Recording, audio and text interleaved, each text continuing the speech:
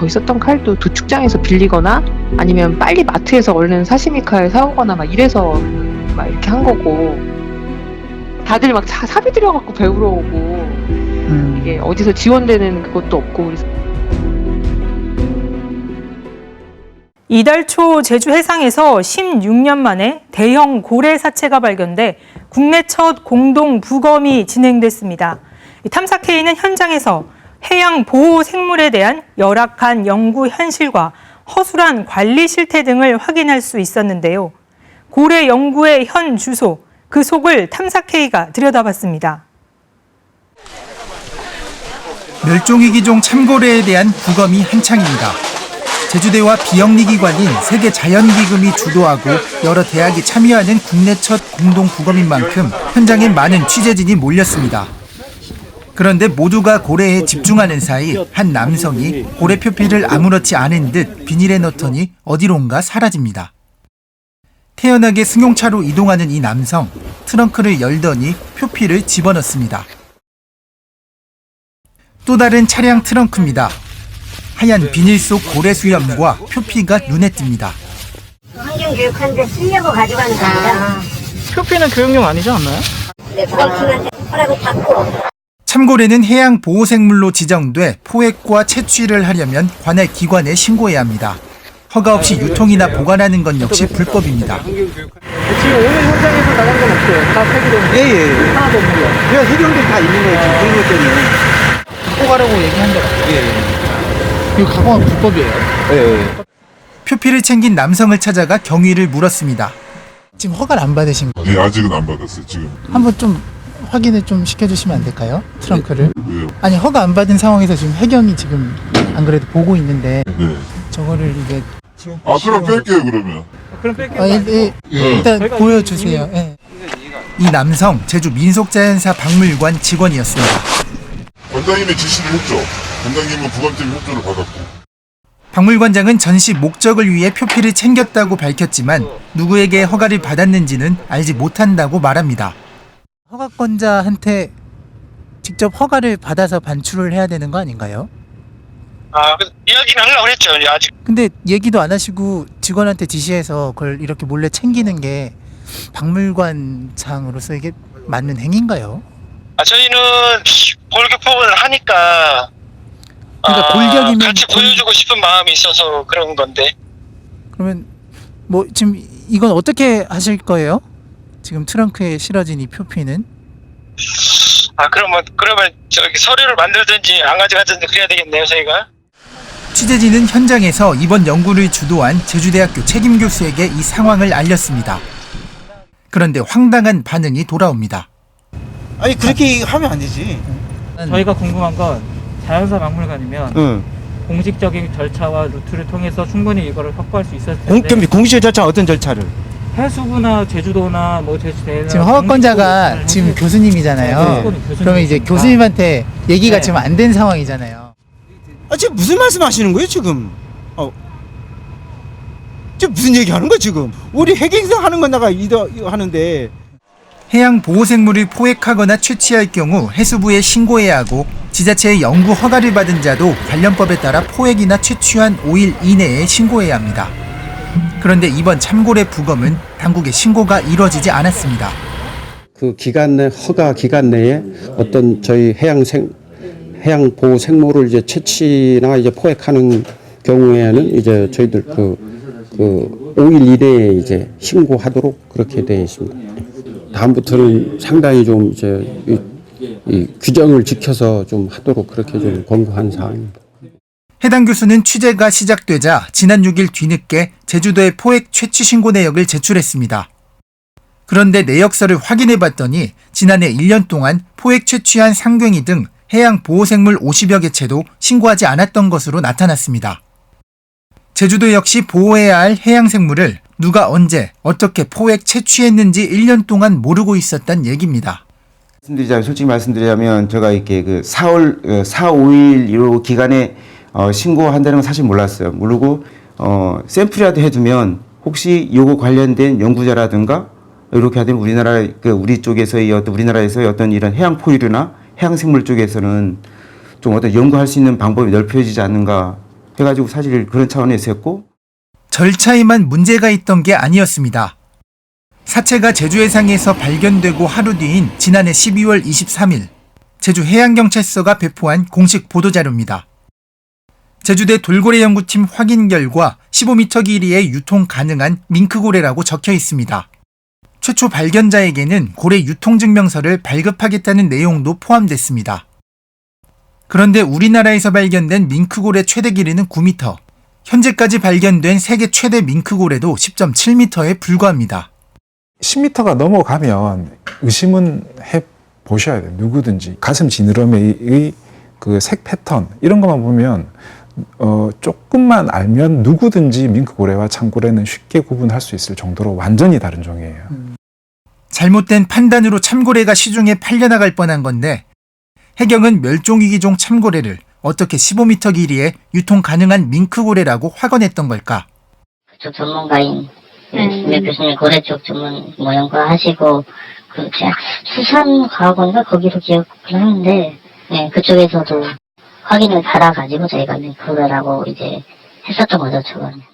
결국 서울대와 국립수산고학원 고래연구센터가 DNA를 분석해 밍크고래가 아닌 참고래로 확인되면서 이번 연구가 성사될 수 있었습니다. 되기 때문에 일단은 추정된다 이렇게 얘기하고 중요한 거는 이제 이제 윤자 검사를 해봐야 된다 해가지고 저는 그때 이렇게 말씀드리고 저는 이제 돌아왔죠. 보통 이제 그런 보도자료 나가게 되면 저하고 다시 한번 이렇게 협의를 하거든요. 정확히 이렇게 이렇게 하는데 그냥 이제 좀 어떤 그 상황이 좀 이렇게 좀 빨리 하려고 했던지 아마 그런 데서 좀 약간 착오가 있었는가 봅니다. 2000년대 이후 우리나라에서 참고래가 혼액된 건 이번이 4번째. 2016년 포항에서 참고래가 발견됐지만 해경이 해양 보호종인지 몰라 고래 유통증명서를 발급하며 3억 원 상당에 팔려나가기도 했습니다. 3년이 지났지만 현장에선 여전히 같은 실수가 반복되고 있던 겁니다. 시료의 가치도 매우 크죠. 그래서 개체수가 적기 때문에 해양보호생물로 지정을 했고 해양보호생물은 위판을 못하도록 하는 이유가 만약에 위판이 되면 잡으면 이게 돈이 된다고 생각해서 어떻게든 살아있는 채로 발견돼도 이걸 적극적으로 구제하려는 노력은 안 할 것 아닙니까? 그래서 해양보호생물에 대한 처리 절차를 조금 까다롭게 만들어놨죠. 납득하기 힘든 고래 연구 현장, 그 속에는 해양보호생물에 대한 허술한 대응 체계와 열악한 연구 환경이 자리하고 있었습니다. 제주 인근 해상에서 고래가 어선에 혼액되거나 표류했을 경우 대응 절차는 어떻게 될까? 해양동물 전문구조 치료기관의 관리와 지원 등에 관한 고시를 보면 고래 신고를 접수한 119나 해경은 신속한 치료와 대응을 위해 지정된 전문구조치료기관에 출동을 요청해야 합니다. 제주 인근 해상에서 긴급구조가 필요하거나 폐사하는 고래가 급증하며 지난해 해경에 들어온 고래 신고만 130여 건. 하지만 구조치료 지정기관인 한화 아쿠아플라넷 제주가 지난해 해경에 연락을 받아 출동한 건수는 거북이만 5차례에 불과합니다. 또 다른 지정기관인 마린파크는 2011년 지정 이후 해경에 연락을 받은 적이 단 한 번도 없는 것으로 확인됐습니다.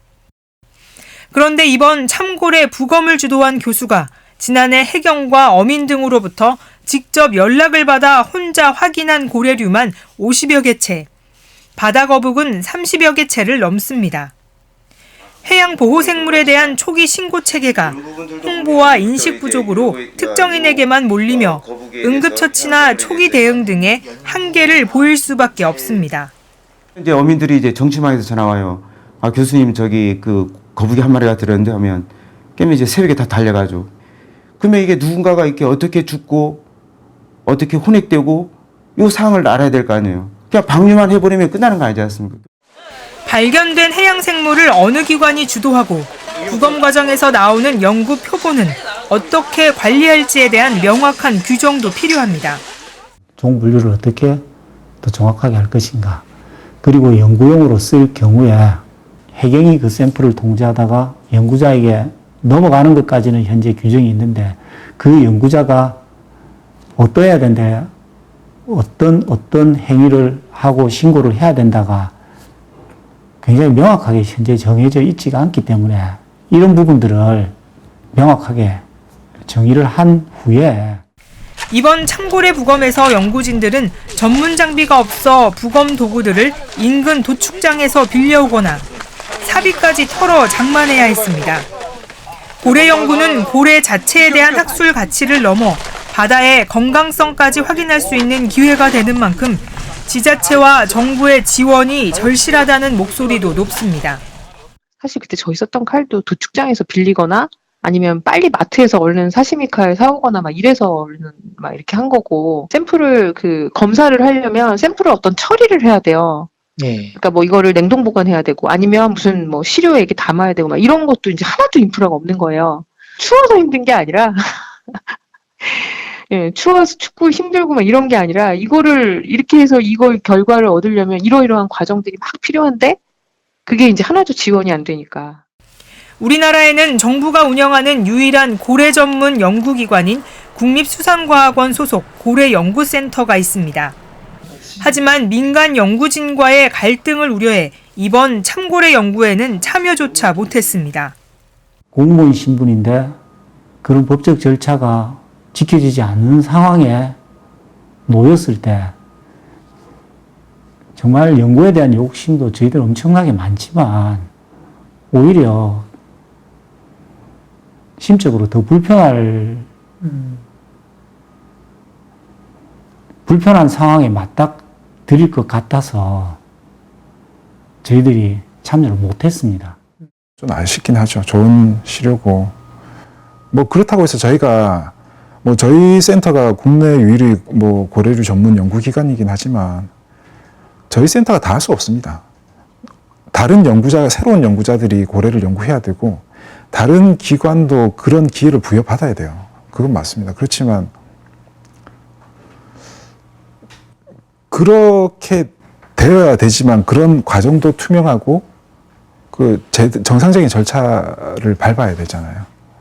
그래서 그런 부분이 이미 지역별로 공공기관과 민간단체가 긴급 대응 체계를 갖춘 미국의 사례처럼 우리나라도 전문적이고 체계적으로 대응할 수 있는 민간과 공공기관, 학계와의 긴밀한 협력도 늦출 수 없습니다.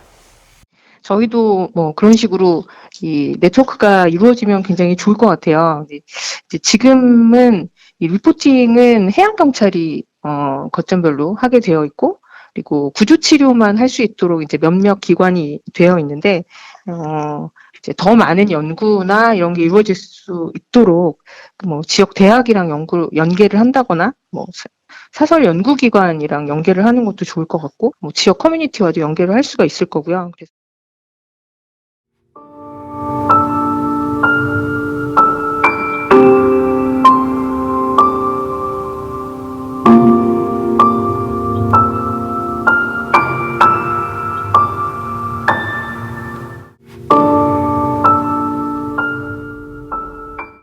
고래는 바다가 인간에게 미치는 영향을 알려주는 지표인 만큼 그 중요성이 날로 커지고 있습니다.